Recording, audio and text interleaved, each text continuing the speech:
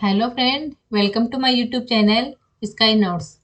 Friends, इस चैनल पर मैं आपको रीट और सीटेट के सभी टॉपिक कवर करवाऊंगी। आज के लेक्चर में हम सीडीपी का एक बहुत ही इम्पोर्टेंट टॉपिक कोहलर के अंतर्दृष्टि एवं सूझ के सिद्धांत के बारे में पढ़ेंगे। तो देखते हैं क्या होता है ये सूझ और अंतर्दृष्टि का सिद्धांत। सूझ सूझ एवं अंतर्दृष्टि क्या होती है? सूझ एवं अंतर्दृष्टि एक ऐसी मानसिक योग्यता है वो मानव एवं उस श्रेणी के जानवरों में पाई जाती है। जैसे ही इनके सामने समस्या आती है तो उसका समाधान करने के लिए इनके माइंड में अचानक से सूझ उत्पन्न होती है, अकस्मात विचार उत्पन्न हो जाते हैं और ये समस्या का समाधान कर लेते हैं। तो ये सूझ होती है, अचानक से माइंड में विचार आना सूझ होती है। अब आगे देखते हैं इनके क्या क्या नाम है इस सिद्धांत के। इस सिद्धांत को गेस्टाल्ट सिद्धांत, समग्र सिद्धांत, अंतर्दृष्टि सिद्धांत या सूझ का सिद्धांत आदि नामों से जाना जाता है। अब आगे देखते हैं हम गेस्टाल्ट क्या होता है।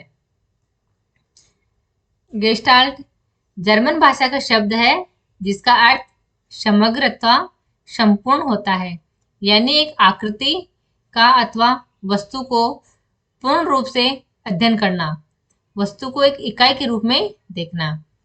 अब उदाहरण से समझो इसको। जब हम कोई गाड़ी देखते हैं तो उसको संपूर्ण रूप से देखते हैं, ना सिर्फ उसके एक हिस्से को। अब देखो, हमारे सामने कोई गाड़ी है तो हम पूरी गाड़ी को देखते हैं कंप्लीट। ऐसा नहीं है कि हम उसका लोगो देख रहे हैं, उसके शीशे देख रहे हैं, उसके टायर देख रहे हैं। ये नहीं, गाड़ी को हम पूरा देख के फिर हम अनुमान लगाते हैं भाई गाड़ी अच्छी है या सही नहीं है। अब आगे चलते हैं। इस सिद्धांत के प्रतिपादक व्लादिमीर कोफका और कोहलर है। व्लादिमीर इस सिद्धांत के जनक हैं। कोफका एवं कोहलर ने इस सिद्धांत को आगे बढ़ाने का काम किया। सूझ का सिद्धांत संज्ञानात्मक कार्य पर बल देता है। अब संज्ञानात्मक क्या होता है? हमारी जो मानसिक क्रियाएं हैं जिनसे हम कल्पना करते हैं, स्मरण करते हैं, विचार करते हैं, तो ये संज्ञानात्मक है सब।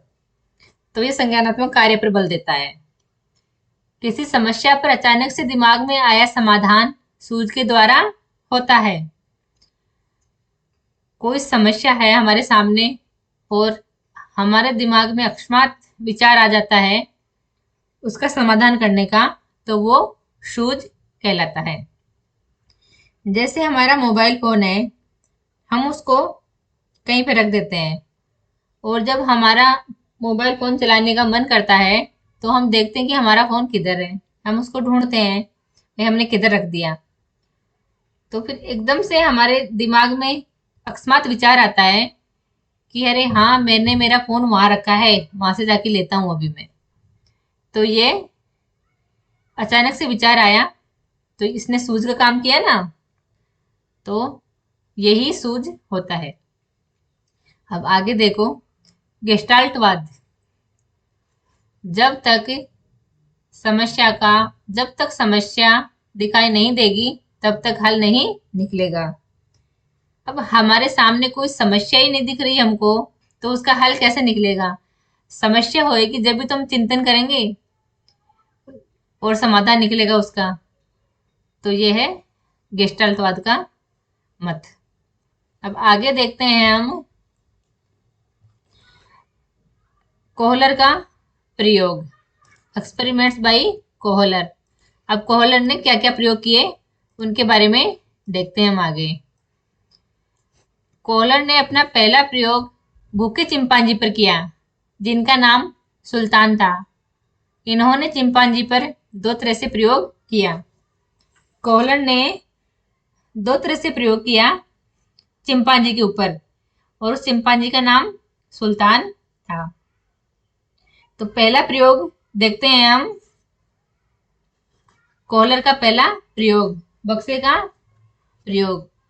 कोहलर ने अपना प्रयोग एक बंद कमरे में किया जिसमें चिंपांजी को भूखा रखा। उसने उस कमरे की छत पर कुछ केले बांध दिए। वहां तक पहुंचना चिंपांजी के लिए असंभव था। चिंपांजी भूखा था, इसलिए केले को देखकर उसमें उत्तेजना उत्पन्न होने लगी और उसने केला प्राप्त करने का भरपूर प्रयास किया, पर उसमें वह असफल रहा। थक कर वह एक कोने में जाकर बैठ गया। उस कमरे में 3 बॉक्स रखे गए थे। कुछ देर के बाद चिंपांजी को कुछ सूझा और उसने एक बॉक्स को एक के ऊपर एक रखा और उन पर चढ़कर केले प्राप्त करने की कोशिश की, और इस बार उसने केले प्राप्त कर लिए। इस पर कोहलर ने निष्कर्ष निकाला कि अगर किसी भी प्राणी पर कोई समस्या आ पड़ती है तो वह अपनी सूझबूझ से उस समस्या का हल निकाल सकता है, जैसा कि चिंपांजी ने किया। तो फ्रेंड्स देखो, इसको समझो।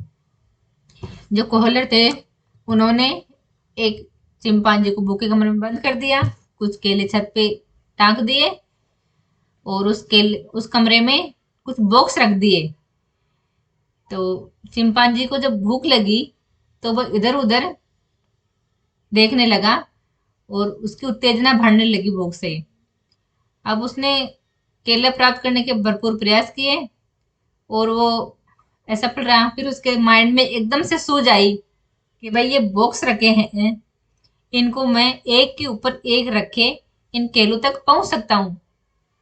और चिंपांजी ने वैसा ही किया, सारे बॉक्स एक के ऊपर एक रखे और वो केलों तक पहुंच गया और केले लेने में सफल हो गया।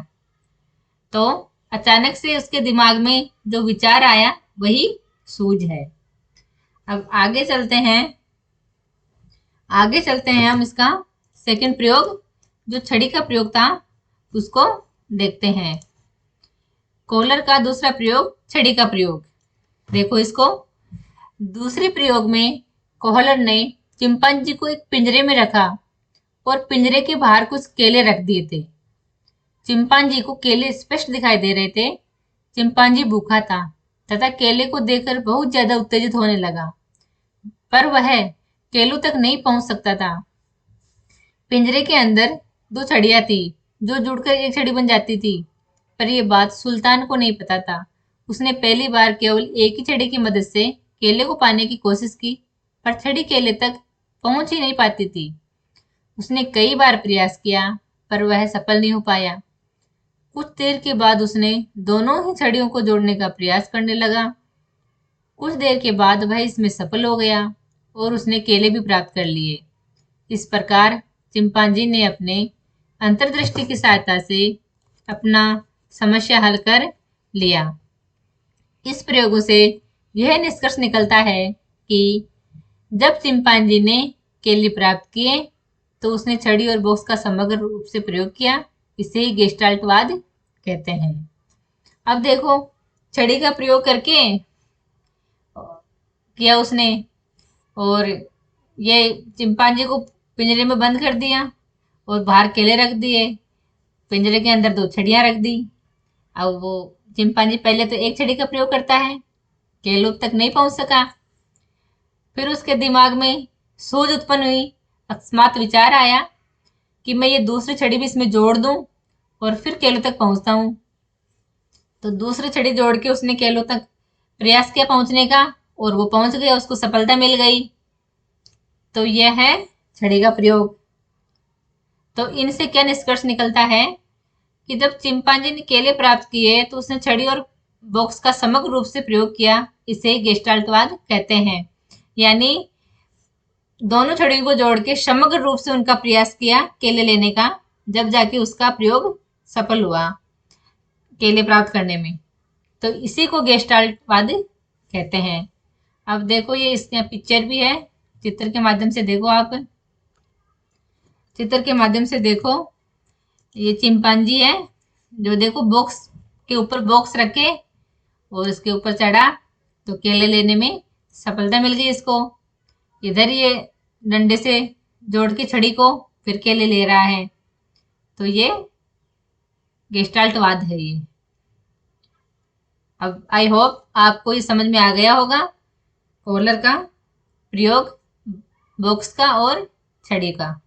अब हम आगे चलते हैं, सूत्र के सिद्धांत की विशेषताएं। अब देखो सूत्र के सिद्धांत की कुछ विशेषताएं हैं, देखते हैं इनको। सीखने की प्रकृति संज्ञानात्मक होती है। अब संज्ञानात्मक का मतलब मैंने आपको बताया था अभी कि हमारी मानसिक क्रियाएं हैं जिनसे हम कल्पना करते हैं, चिंतन करते हैं, विचार करते हैं। तो सीखने की प्रकृति संज्ञानात्मक होती है। अब आगे देखते हैं हम सेकंड वाला, अधिगम या सीखना अचानक होता है। अब देखो वो सीखा था ना उसने, वनवानुस ने, चिंपांजी ने, उसके दिमाग में अचानक से सूझ आई, तो वो छड़ी को जोड़ा उसने और फिर केले तक पहुंच गया। ये है अचानक से सीखना।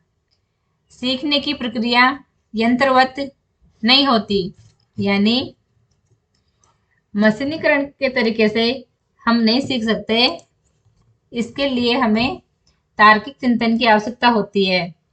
तार्किक तरीके से हम सीख सकते हैं, क्योंकि तार्किक तरीके से हम वाद विवाद करके सीख सकते हैं।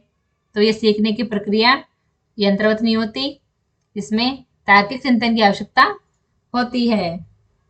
अब आगे देखते हैं हम, सीखने की प्रक्रिया, सीखने की प्रकृति स्थायी होती है। अब फिफ्थ है, सीखने की प्रक्रिया में प्राप्त सूझ अचानक होती है। अब देखो वो था चिंपांजी, उसमें सूझ उत्पन्न हुई ना जब वो बॉक्स के ऊपर बॉक्स रखे और केलों तक पहुंच गया, अकस्मात विचार आया उसके दिमाग में, तो यह सूझ अचानक होती है। अब देखते हैं हम, अंतर्दृष्टि को प्रभावित करने वाले कारक कौन कौन से हैं, तो देखते हैं। पहला कारक है बुद्धि, इंटेलिजेंसी। बुद्धि अंतर्दृष्टि को प्रभावित करने वाला प्रमुख कारक है। अंतर्दृष्टि का संबंध प्राणी की बुद्धि से होता है। चिंपांजी की अपेक्षा मनुष्य अधिक बुद्धिमान होता है, इसलिए उसमें अंतर्दृष्टि अधिक पाई जाती है, या कुछ बौद्धिक स्तर वाले जीवों में अंतर्दृष्टि अधिक होती है। अब इसमें देखो, जो मानसिक योग्यता है हमारी, सोच एवं अंतर्दृष्टि एक ऐसी मानसिक योग्यता है, वो मानव एवं उस श्रेणी के जानवरों में पाई जाती है।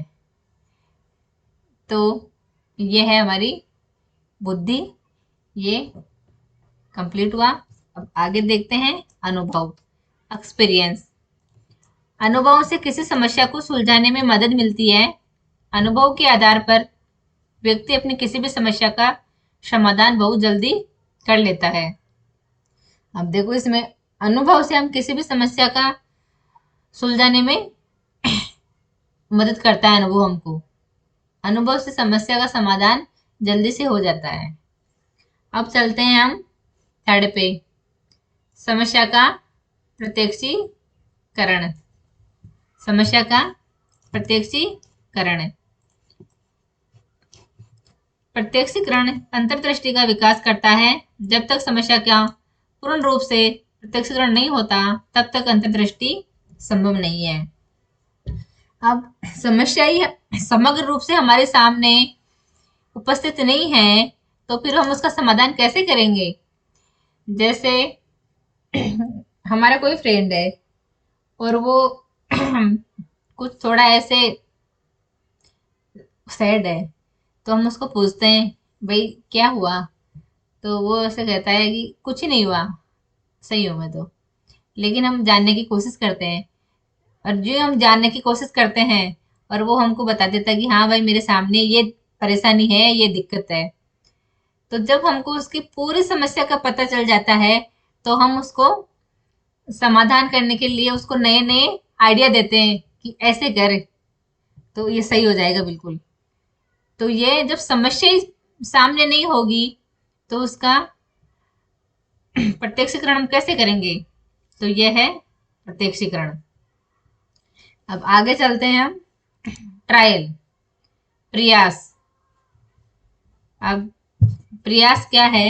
किसी भी क्रिया के मूल में प्रयास या प्रयत्न आवश्यक निहित रहता है। मनुष्य या कोई भी जीव समस्याओं का हल करने के लिए कुछ ना कुछ प्रयास या प्रयत्न अवश्य करता है। अब देखो, हम बार बार ट्राई करते हैं, जब भी तो कोई भी समस्या हो उसके लिए हम बार बार ट्राई करते हैं, उसको खत्म करने के लिए प्रयास करते हैं, जब भी तो हम सफल होते हैं समस्या का समाधान ढूंढने में। तो ये है ट्रायल। अब देखते हैं इस सिद्धांत का क्या आशय है। इसका आशय यह है कि हम बच्चों को कुछ भी सिखाना चाहते हैं या सूझ उत्पन्न करना चाहते हैं तो समस्या के सारे पहलू बच्चे के सामने प्रस्तुत करने पड़ेंगे। अगर समस्या के पहलू हम बच्चे के सामने नहीं लाएंगे तो वो सूझ उत्पन्न नहीं कर सकता। इसके लिए हम समस्या के सारे पहलू हमको उनके सामने लाने पड़ेंगे। तो आई होप आपको कोहलर का ये सूझ और अंतर्दृष्टि का सिद्धांत अच्छे से समझ में आया होगा। तो फ्रेंड्स, आज के लेक्चर में बस हो गया सिद्धांत कंप्लीट ये। अब अगले लेक्चर में हम फिर मिलते हैं एक नए टॉपिक के साथ में। और हाँ फ्रेंड्स, अगर आपको ये वीडियो पसंद आई हो तो आप मेरे चैनल को सब्सक्राइब कीजिए और वीडियो को लाइक कीजिए और बेल आइकन का बटन प्रेस कीजिए, तो मैं जब भी वीडियो डालूं आपके पास नोटिफिकेशन पहुंच जाए। Thank you.